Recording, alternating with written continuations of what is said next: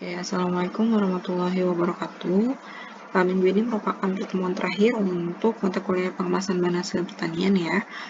Kita menyelenggarakan perkuliahannya secara asinkronus. Jadi kalian tolong menyimak video ajar ini, kemudian juga nanti bisa dibaca lebih lanjut materinya. Setelah itu tolong dibuat summary atau ringkasan singkat aja mengenai materi yang disampaikan hari ini. Nanti ringkasannya bisa dikumpulkan via live atau Spada di akunnya masing-masing. Ketentuan pengerjaannya juga ada di live dan di Spada ya.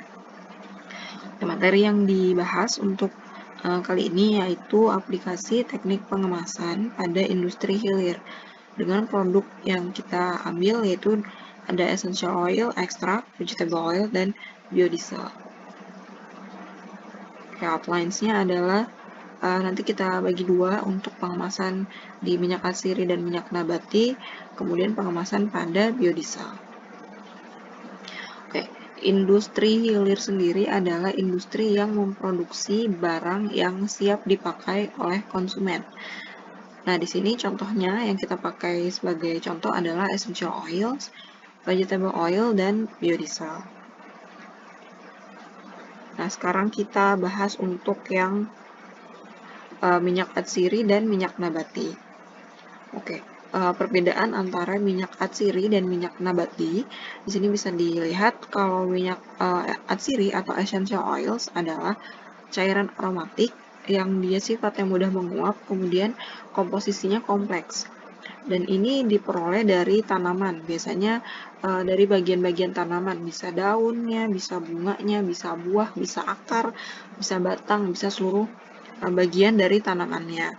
Nah, biasanya untuk memperoleh atau kita bisa mendapatkan essential oil ini dengan cara mengekstraksi si bagian dari tanaman tersebut. Nanti kita bisa peroleh minyak atsirinya gitu. Nah, kenapa namanya essential oil? Karena memang ini khas atau spesifik dari masing-masing tanaman itu gitu. Jadi misalnya minyak atsiri serai, ya itu berarti memang diperolehnya dari tanaman serai dan memang itu menunjukkan bahwa itu aroma dari tanaman serai seperti itu. Kemudian sementara untuk vegetable oils atau minyak nabati adalah zat mentah dan berminyak yang berasal dari tanaman musiman atau tanaman tahunan. Nah, si minyak nabati atau vegetable oil ini dia biasanya tidak ada aromanya, tidak berbau gitu ya, netral-netral saja. Kemudian komposisi utamanya adalah trigliserida. Contohnya seperti ini, ada contoh-contoh gambar-gambarnya. Jadi si saya di sini bunga matahari. Bunga ini ya bisa diambil minyak nabatinya, bisa juga diambil minyak atsirinya gitu. Jadi tergantung nanti prosesnya seperti apa untuk menghasilkan essential oil atau vegetable oil. Kalau si essential oil itu yang diambil hanya si senyawa volatilnya. Jadi senyawa yang aromatiknya itu saja yang diambil gitu. Oke. Essential oils atau minyak atsiri tadi terbagi jadi dua, yaitu ada yang pure atau murni dan ada yang dilute, yaitu yang sudah dicairkan lagi ya, dilarutkan lagi. Nah, faktor-faktor yang mempengaruhi variasi dari komposisi essential oils yaitu ada 5. Yang pertama, keragaman tanaman, kemudian letak geografis, lalu musim panennya, metode pengeringan, dan metode ekstraksi. Jadi untuk beberapa tanaman, misalnya tanamannya sama nih, tapi metode ekstraksinya berbeda. Nah, itu bisa menimbulkan atau menghasilkan variasi komposisi minyak atsiri yang berbeda juga. Kemudian si minyak atsiri ini sangat sensitif terhadap panas, terhadap moisture atau uap atau air, dan terhadap oksigen. Jadi harus diperhatikan, tidak boleh dekat-dekat dengan tiga parameter ini gitu ya. Nah, kemudian tanda-tanda kalau si minyak atsiri ini sudah rusak, dia itu akan dicirikan dengan 3 hal. Yang pertama, sudah mulai terbentuknya si oxygenated terpenes, terus juga terjadi perubahan secara kimiawi dan terjadi polimerisasi dari si senyawa-senyawa kimia yang ada di dalam essential oil ini. Nah, ini sudah menunjukkan bahwa sudah mulai terjadi penurunan kualitas dari si minyak atsiri ini. Nah, untuk memperpanjang umur simpan dari minyak atsiri, kita bisa menyimpannya di tempat yang sejuk, gelap, dan kering. Jadi ini sebenarnya menjauhkan dia dari tiga yang tadi ya, sensitif terhadap panas, moisture, dan oksigen. Jadi makanya disimpannya di tempat yang sejuk supaya jauh dari panas, gelap itu jauh dari cahaya, dry itu jauh dari moisture ya. Oksigen juga bisa nanti diatur di situ.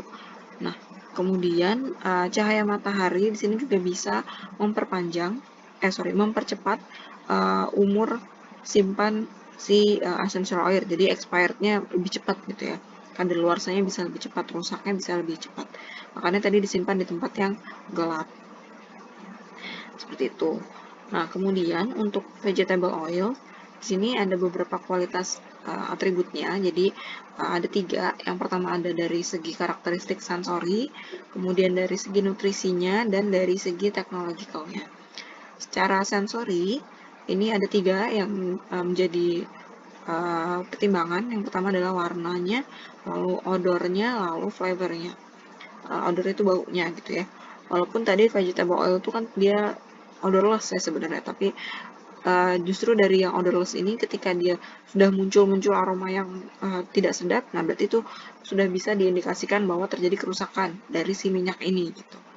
Kemudian dari segi nutrisinya itu ada 4. Yang pertama dari PUFA. PUFA itu adalah polyunsaturated fatty acid, jadi lemak tidak jenuh. Kemudian ada essential fatty acid, ada fat soluble vitamins, dan natural antioksidan.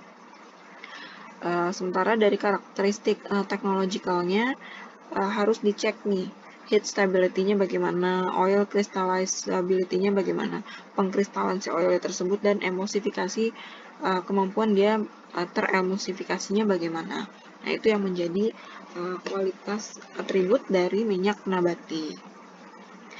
Oke, di sini ada influence dari setiap komposisi kimia dari minyak terhadap umur simpannya. Nah, di sini ada fatty acid atau asam lemak.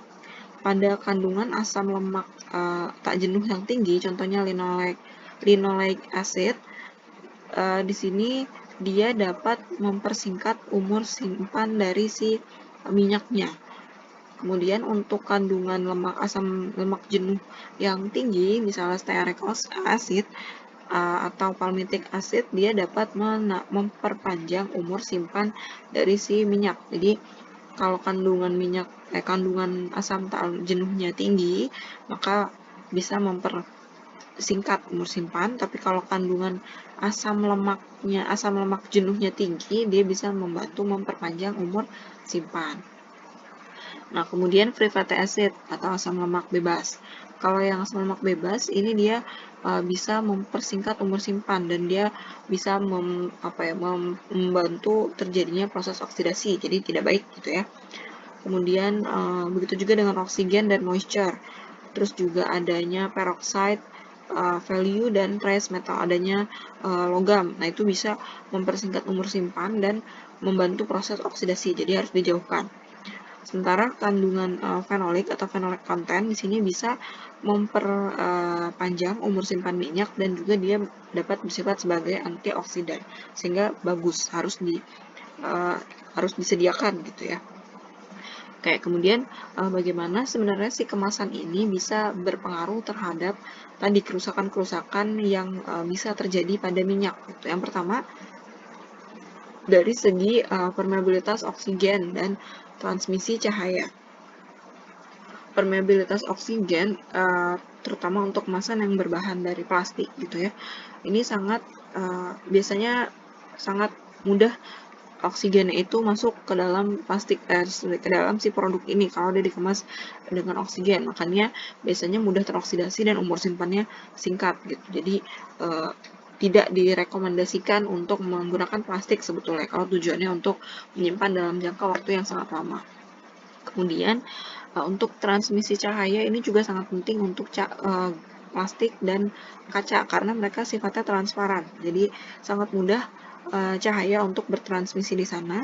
Nanti kalau ada transmisi cahaya juga memungkinkan terjadinya oksidasi secara cahaya tadi. Bisa bisa mempersingkat umur simpan dari minyak.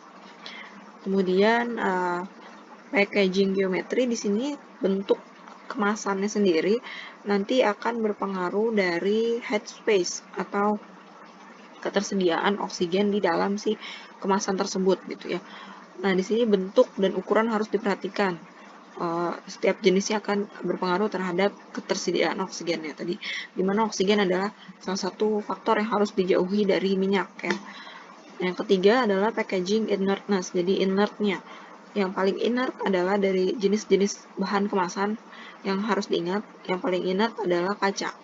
Jadi kaca itu yang paling bagus sebetulnya. Kemudian disusul oleh logam dan plastik. Yang keempat, filling dan closing teknologi. Jadi gimana cara pengisian dia ke dalam kemasan dan penutupnya. Nanti di sini untuk tutupnya sendiri biasanya sangat riskan ya. Jadi harus betul-betul diperkaruhi. Jadi sangat mempengaruhi kualitas dari minyaknya. Jadi akan mempengaruhi konsumen nanti seperti apa. Teknik penutupan dari kemasan ini juga sangat berpengaruh terhadap ketersediaan oksigen di dalam kemasan. Jadi harus diperhatikan dengan seksama ya. Dan si tutup ini juga walaupun dia harus tahan gitu ya, harus kuat, tapi juga harus mudah dibuka karena nanti kalau susah ya repot juga ya penggunaannya gitu. Jadi harus mudah dibuka tapi harus kuat gitu ya. Oke. Nah, dari tadi faktor-faktor tadi ada beberapa bahan kemasan yang biasa digunakan. Yang pertama ada kaca, logam, ketiga ada plastik, lalu ada multi-layer pouch atau paperboard, yang kelima ada bag-in-box. Jadi sebenarnya ini bahan kemasan kembali lagi ke dasar ya, kaca, logam, plastik, multi-layer. Di sini ada bag-in-box, ini gabungan juga. Oke, kita bahas satu-satu. Untuk kaca itu dia yang paling inert, dia yang paling kuat, dia yang permeabilitas barrier-nya paling bagus, dia yang sebenarnya yang paling aman lah untuk digunakan, terutama untuk produk-produk yang sangat riskan atau produk-produk yang sangat strong seperti pure essential oil. Essential oil murni dia kan kandungannya sangat tinggi ya, sangat kuat gitu, sangat poten. Jadi dia harus disimpan, harus dikemas dengan bahan kemasan yang kuat juga supaya tidak merusak si kemasan dan si essential oil ini juga tidak rusak gitu. Karena yang paling cocok itu dengan menggunakan kaca. Dan ini juga harus dipastikan disimpannya di kemasan ini harus kedap udara gitu ya, dan kedap air juga. Nah, si kaca ini juga dia akan memperlambat laju oksidasi dari PUFA. PUFA tadi ya, polyunsaturated asam lemak tak jenuh tadi. Kemudian si kaca dan metal atau logam biasanya memiliki barrier atau tingkat penghalangan yang sangat bagus terhadap moisture dan gas. Jadi memang sangat paling baik sebenarnya kaca ini digunakan. Tapi kelemahannya adalah dia berat dan mudah pecah. Terus apalagi kalau untuk ditransport gitu ya, untuk ditransportasi, didistribusi, dia biasanya kan bentuknya rigid gitu ya, kaku. Jadi agak makan tempat gitu. Itu salah satu kelemahan atau kekurangan dari bahan kemasan dari kaca. Nah, kemudian di sini ada dua jenis kaca, ada yang clear atau transparan dan ada yang colored yang sudah diwarnai gitu ya, ada yang hijau, biasanya ada yang coklat gitu. Nah, tujuan pewarnaan ini sebenarnya untuk mengurangi transmisi cahaya terhadap produk jika dikemas dengan menggunakan kaca. Di sini ada beberapa kekurangan dan kelebihan masing-masing untuk si yang clear dan yang color. Bisa dibaca lebih lanjut di sini ya. Sebenarnya kurang lebih hampir sama-sama aja ya, karena masih sama-sama kaca gitu. Tapi kelebihannya di sini sebetulnya untuk yang dia transparan itu kan jadi bisa kelihatan ya dengan jelas warna minyaknya gitu, apakah bening, apakah kuning pekat, apakah kuningnya lebih terang gitu. Nah, itu sebenarnya bisa lebih menarik untuk konsumen gitu dari segi packaging sendiri. Tapi dari segi cahaya, transmisi cahaya itu agak kurang bagus gitu ya, karena sangat mudah terjadinya transmisi cahaya, nanti akan memudahkan terjadinya proses oksidasi. Sementara keuntungan kalau yang si color glass atau yang sudah diwarnai, dia ada proteksi terhadap oksigen dan cahaya tadi, karena memang diwarnai ini sebenarnya untuk mengatasi itu gitu ya, tujuannya itu. Kekurangannya sama, dia itu ya kaca expensive, mahal, terus juga mudah pecah, rigid, itu salah satu kelemahan dari kaca. Lalu ada logam. Logam yang biasa dijadikan bahan untuk kemasan itu ada 3, plat timah, aluminium, dan stainless steel. Nah, untuk kemasan logam ini contoh gambarnya yang di kanan ini. Nah, biasanya dia ada 2 cara nih pembuatannya itu. Yang pertama, ini bagian bawah dan atasnya adalah filling and capping, jadi misah-misah gitu ya. Si lubangnya nih seperti ini kan ada lubang di bagian atasnya ini, jadi diisinya dari sini, ditutupnya juga nanti dari sini yang ditutup gitu. Terus ada juga yang si bawahnya itu langsung nempel sama bodinya, sama si selimut lah kalau tabung gitu ya, selimut, kemudian nanti si tutupnya ditutup langsung gitu. Nggak ada kayak gini, jadi kayak dulu mungkin kalau sarden, nah sarden kan full gitu ya, ketutup, nah seperti itu kurang lebih kaleng sarden seperti itu. Nah, untuk plat timah dia ini seperti ini contohnya, hampir sama-sama aja ya sebenarnya bentuknya, kurang lebih kaleng seperti ini. Dia biasanya untuk kemasan 500 gram sampai 15 kilo, jadi dari yang kecil sampai yang besar ada. Terus juga dia proteksi terhadap cahaya, terhadap oksigen, terhadap kadar airnya juga bagus, dan juga terhadap mikroorganisme gitu. Nah, kemudian dia bisa bertahan, kualitasnya bisa bertahan kurang lebih selama 1 tahun kalau nggak dibuka ya. Tapi kalau udah dibuka bisa sampai 5 bulan aja jadinya.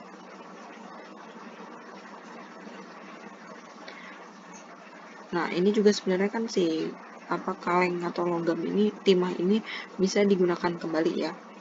Nah, tadi kalau misalnya dia menggunakan yang reuse, kalengnya itu bisa bertahan jadi menurun kurang lebih setengahnya lebih sedikit sini. Jadi 4-5 bulan aja. Tadinya kalau yang masih baru bisa sampai 1 tahun. Gitu. Nah, penggunaan kaleng bekas lah ya, bisa dibilang seperti itu ya. Dia akan meningkatkan terjadinya korosi. Jadi karatan ya, itu akan lebih mudah terjadinya, makanya umur simpannya pun jadi relatif lebih singkat. Jadi sebenarnya tidak dianjurkan, disarankan, tidak direkomendasikan untuk menggunakan yang recycle ya, lebih baik menggunakan yang baru. Kemudian aluminium. Nah, aluminium ini dia proteksi terhadap light sama oksigennya bagus. Terus juga dia bentuknya biasanya lebih bermacam-macam. Ini bisa seperti botol gini ya kalau aluminium. Tutupnya jadi tinggal diputar gitu aja, lebih mudah dibukanya. Lalu ada stainless steel. Nah, stainless steel ini dia yang barrier-nya paling bagus terhadap oksigen, cahaya, humidity, mikroorganisme itu paling bagus dibandingkan aluminium sama timah. Dan biasanya digunakan untuk kemasan yang besar-besar, gitu, yang curah. Lalu tapi kekurangannya atau keterbatasannya adalah dia mahal dan berat. Jadi untuk yang kecil-kecil gitu ya, untuk dijual biasanya memang jarang pakai stainless steel, seperti itu, lebih baik pakai aluminium ya. Oke, ini ada kekurangan dan kelemahan dari masing-masingnya, bisa dibaca di sini untuk tin plate, aluminium, stainless steel gitu ya. Kalau dari yang timah itu biasanya dia kekurangan atau keterbatasan yang paling besarnya itu adalah dia ketersediaannya sedikit. Kalau aluminium itu dia ketersediaannya sangat banyak gitu, melimpah. Jadi lebih supply-nya lebih banyak lah ya dibanding timah gitu. Untuk stainless steel ini dia kekurangannya sebenarnya cuma 2 ya tadi, berat dan mahal. Untuk kemasan yang kalau kecil-kecil gitu ya. Tapi keuntungannya dia reusable, recyclable, dan eco-friendly untuk stainless steel. Dan dia resistansi terhadap kerusakan mekanis dan korosinya juga sangat baik. Terus juga proteksi terhadap oksigen, cahaya, humidity, mikroorganisme juga sangat bagus gitu. selanjutnya ada kemasan plastik. Kemasan plastik ini biasanya yang umum digunakan ada PET, ada HDPE, dan ada PVC. Sebenarnya kalau kemasan plastik itu kan dia paling barrier-nya paling rendah lah ya, kemampuan barrier-nya paling rendah kalau kita bandingkan dengan kaca atau logam gitu. Tapi dia ini paling murah dan paling ekonomis. Jadi makanya untuk kemasan-kemasan yang dijual gitu ya, produk-produk yang eceran biasanya lebih banyak pakai plastik gitu karena dia murah gitu, dan memang bukan diperuntukkan untuk penyimpanan jangka lama gitu ya. Nah, ini plastik PET. Di sini contoh kemasannya ada di gambar di kanan ya. Ini biasanya dia yang paling banyak digunakan untuk kemasan makanan gitu ya. Minyak juga termasuk di sini. Minyak nabati terutama. Dia memiliki beberapa ketentuan gitu. Yang pertama dia harus good aesthetic aspect. Jadi harus bagus dari segi visualnya, itu harus estetik ya. Transparansinya juga harus bagus. Dan bisa diwarnai, terus juga memiliki mechanical, thermal, dan chemical resistant yang bagus, murah, terus juga cukup baik lah ya properties terhadap CO2-nya. Lalu dia bisa memperpanjang juga umur simpan walaupun tidak sebaik kaca atau logam. Dan dia yang paling ringan dibandingkan kaca ya. Ini yang plastik PET.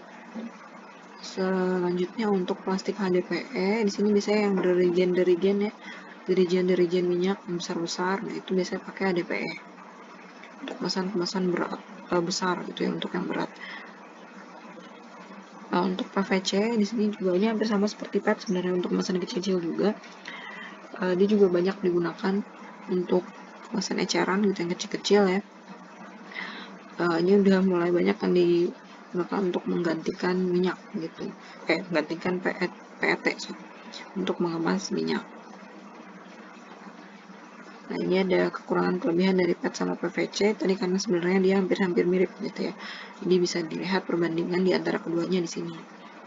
Yang mana yang lebih menguntungkan, yang mana yang disadvantage-nya lebih sedikit gitu, bisa dilihat di sini. Untuk PVC ini yang paling terlihatnya itu dia proteksi terhadap cahayanya kurang bagus ya, sangat buruk malah di sini, bad protection from light.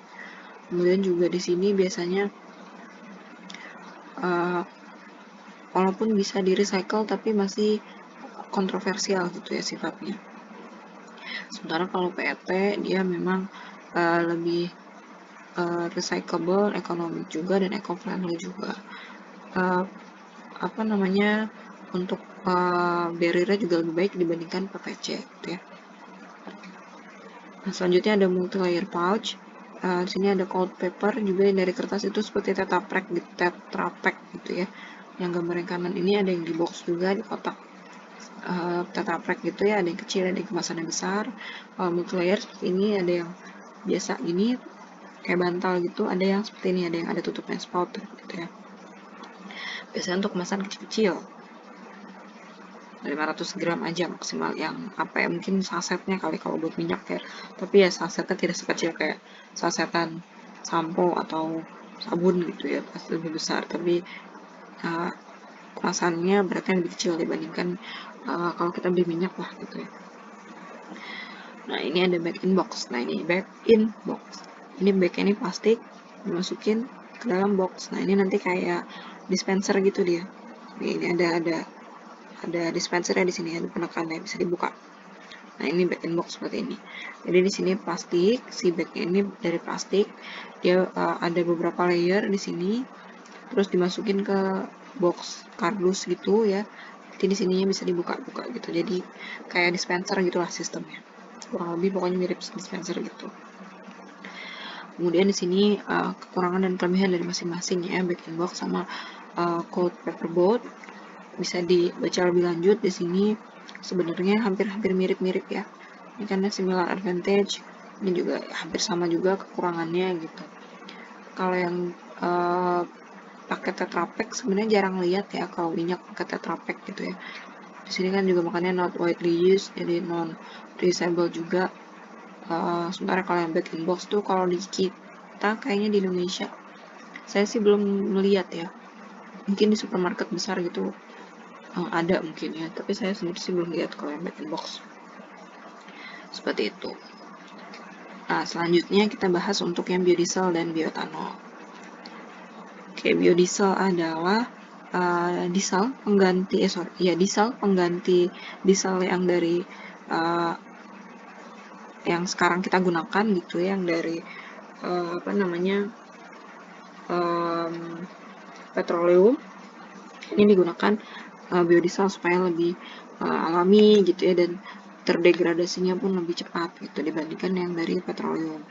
Nah, dia biasanya ini berasal dari tanaman, bisa dari soybean, bisa dari cottonseed oil, canola oil, corn oil, dan banyak yang lain lagi. Dan juga bisa dari recycle cooking oil, jadi dari minyak jelantah gitu ya, bisa diproses lagi untuk menjadi biodiesel. Jadi bagus sebetulnya ya. Kemudian selama proses pengolahan biodiesel ini nanti akan menghasilkan yang namanya rantai kimia panjang itu long chain monoalkyl ester atau yang disebut dengan biodiesel. Si rantai panjang ini nanti disebutnya sebagai fatty acid methyl ester (FAME). Ya, nanti dia prosesnya itu dari esterifikasi. Nah, ini ada beberapa contohnya. Jadi yang masuk esterifikasi itu ada vegetable oilnya, animal fat atau waste atau minyak jelantah itu masuk dengan tambahan metanol dan katalisnya. Kemudian di esterifikasi akan menghasilkan crude biodiesel. Nanti si crude biodieselnya itu yang masih mentah berarti ya. Kemudian dimurnikan, di refining, maka menghasilkan biodiesel. Nah, kemudian hasil lain dari proses esterifikasi ini juga adalah crude glycerin. Nah, si glycerin ini nanti dimurnikan akan menghasilkan glycerin, dan juga dia menghasilkan metanol. Nanti metanol dipakai untuk proses esterifikasi.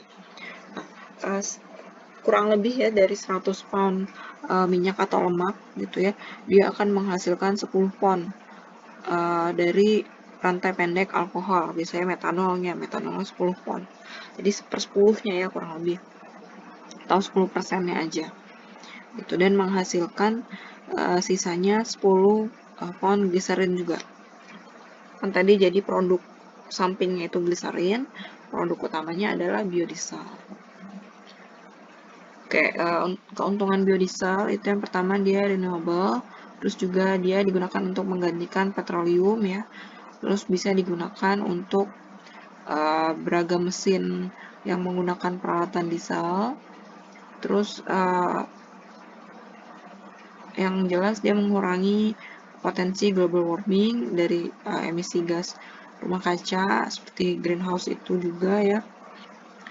Terus juga dia bersifatnya non-toxic, biodegradable, dan sangat cocok untuk alat-alat yang sensitif terhadap lingkungan. Jadi ke lingkungannya pun efeknya lebih bagus gitu lah dibandingkan pakai petroleum ya. Kemudian dia diproduksi dari bahan-bahan agrikultur atau dari recycle dari tadi minyak yang telah digunakan. Blended biodiesel. Jadi si biodiesel itu sebenarnya yang digunakan untuk bahan bakar itu tidak 100% biodiesel gitu ya. Jadi yang B100 itu pure biodiesel, dia murni 100%-nya itu semua biodiesel. Jadi tidak perlu menggunakan biodiesel 100% untuk bahan bakar, tapi cukup di sini maksimalnya itu bisa sampai 20%, ada yang 30% juga gitu. Jadi terbagi dua, ada yang rendah, ada yang sedang. Ada yang tinggi, yang rendah itu B2 sampai 5. Jadi B2, B5, B6, B20 itu menyatakan biodiesel murninya 6%. Kalau B6 berarti kalau B2 biodiesel murninya 2%. Kalau B5 biodiesel murninya 5%. Nah, seperti itu ya. Jadi hanya dengan menambahkan sedikit biodiesel murni ke dalam petroleum diesel itu sudah mampu memperbaiki karakteristik, memperbaiki balance-nya gitu ya. Pokoknya emisinya juga bisa berkurang gitu dari si petroleum diesel. Jadi nggak perlu banyak-banyak, tapi dia perannya sudah sangat signifikan di situ terhadap campuran biodiesel. Makanya biasanya lebih seringnya dicampur ya biodiesel ini. Nah, yang B20 ini yang paling populer karena dia menunjukkan yang paling optimum lah ya, baik dari segi cost-nya, emisinya, ketahanannya pada suhu tinggi, performansinya di suhu dingin gitu ya. Apalagi untuk negara-negara yang ada winternya, nah itu kan tetap harus bekerja ya mesin di situ. Nah, itu cocok pakai B20. Terus juga material compatibility-nya dia baik dan juga bisa bertindak sebagai pelarut yang bagus gitu. Nah, kemudian di sini biodiesel packaging dari segi stability-nya dia ada 4. Yang pertama melindungi dari panas dan sunlight. Kemudian ini harus untuk yang murni ya, yang B100 harus dijauhkan dari bahan kemasan yang mengandung metal seperti iron, rust, copper, brass, bronze, lead, tin, dan zinc. Jadi karena si bahan-bahan metal ini akan mempercepat proses degradasi, dia mempercepat juga proses oksidasi si biodiesel ini gitu. Jadi harus dijauhkan. Jadi nanti umur simpannya akan lebih singkat kalau udah disimpan dengan bahan-bahan tersebut. Nah, terus menjauhkan oksigen dari biodiesel akan membantu mengurangi oksidasi dari si minyak tersebut dan akan memperpanjang umur simpan, gitu ya. Di sini juga ada keterangan tambahannya untuk yang disimpan secara komersial biasanya pakai drum-drum, tangki drum gitu ya. Nah, ini harus dicek juga nih. Dia biasanya dapat meminimalkan headspace. Jadi ketersediaan oksigennya itu kan lebih sedikit biasanya. Karena mepet ya, diisi sampai full cuma ditutup gitu, nggak ada jaraknya sedikit banget gitu. Nah, ini contohnya gambar drum-drumnya tadi ya. Nah, ini juga mengemas biodiesel ini juga harus memperhatikan dari yang namanya kontaminasi mikroba. Biasanya dia bisa terkontaminasi dengan mikroba jika ada air yang masuk di situ. Jadi si biodieselnya sudah terkontaminasi dengan air. Nah, ada air ini bisa menjadi sumber kehidupan untuk si mikroba. Jadi di perbatasan atau di interface antara si biodiesel dengan air itu bisa menjadi tempat tumbuh kembang hidupnya si mikroba ini. Ini harus diperhatikan. Nah, kemudian material compatibility. Jadi kalau si tadi B100 itu kan dia akan terdegradasi. Dia juga akan soften dan atau dia see through some hose. Jadi biasanya disalurkan melalui selang-selang gitu ya, lewat selang atau gasket dan yang lain-lainnya untuk menjauhkan dia atau meminimalisir terjadinya exposure terhadap oksigen, misalnya seperti itu. Nah, kemudian untuk B20 ini biasanya terdegradasi lebih cepat daripada petroleum diesel kalau dia teroksidasi oleh metal seperti iron, rust, copper, bronze, brass, sama zinc. Jadi makanya yang paling cocok itu bahan kemasannya adalah dari stainless steel, carbon steel, atau aluminium. Nah, itu biasanya bagus karena dia tidak menimbulkan atau mempermudah terjadinya oksidasi dan bisa mempertahankan lah paling tidak umur simpan dari si biodiesel ini. Ya, ini referensi yang digunakan. Berarti kurang lebih seperti itu materinya untuk aplikasi teknik pengemasan pada industri hilir untuk essential oil, minyak nabati, dan juga biodiesel dan bioetanol. Selanjutnya mangga dikerjakan rangkuman atau summary-nya, ringkasannya, kemudian nanti dikumpulkan via live dan spada. Terima kasih. Wassalamualaikum warahmatullahi wabarakatuh.